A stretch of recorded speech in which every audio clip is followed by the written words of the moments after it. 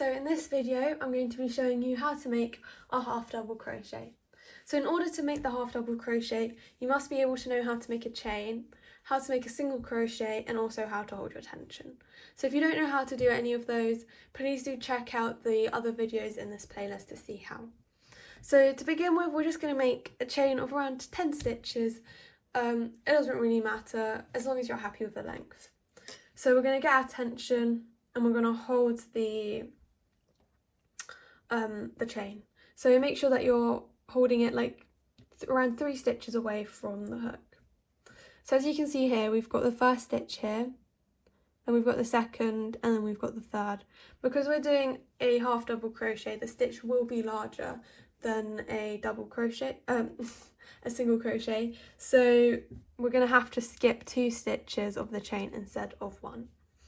So here's the first one and here's the second one. So we're going to work into that third one here.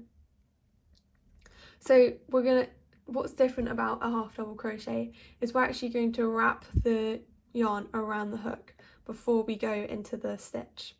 So with the hook part facing away from your non-dominant hand, we're just going to wrap the yarn around, and then we're just going to twist the hook again so it's facing the other direction. And then with the pointy bit of our hook, we're going to go into that third stitch here, like so. So we should now have 3 loops on the hook. And then we're just going to do what we'd do like a normal single crochet. We're going to yarn over and pull through that first loop. Except for now we've got 3 loops still on the hook. And instead of just pulling through 2, we're going to pull through all 3. So we're going to yarn over and pull through all 3 of those. And there we go. That's how you make a half double crochet. So I'm just going to do that again. So we're going to wrap the yarn around the hook. We're going to go into the next stitch, which is here. Yarn over, pull through that first loop. We now have 3 loops on the hook, and we're going to yarn over and pull through all 3.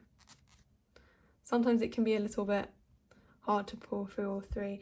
That's why having a slightly looser tension might help, but it's up to you. So do you want to just crochet all the way to the end? Okay, so this is what it should look like when you've crocheted all the way to the end of your work.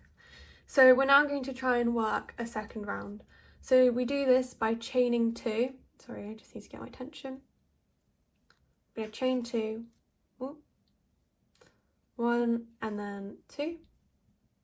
And then we're going to flip our work like that. And as you can see here, the half double crochet has actually made like a 3D kind of V shape. So we've got V's going along here and along the top here.